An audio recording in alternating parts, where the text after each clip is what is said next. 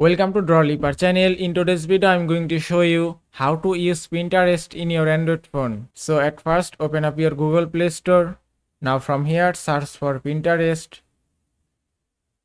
And then tap on Pinterest. Then tap on install. And give it a moment to install it. And the download is complete. Now just go to your app screen. And you can see Pinterest has been installed successfully. Now just open the app. Now from here you can log in or sign up your Pinterest account.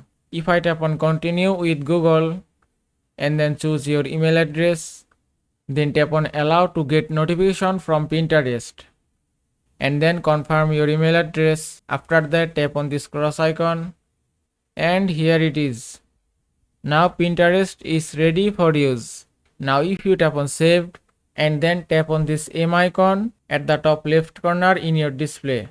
Now from here you can customize your Pinterest account. Also if you tap on view profile, from here you can customize your profile. And that is how you can use Pinterest in your Android phone. I hope this video was helpful. If it was, please give it a thumbs up and don't forget to subscribe.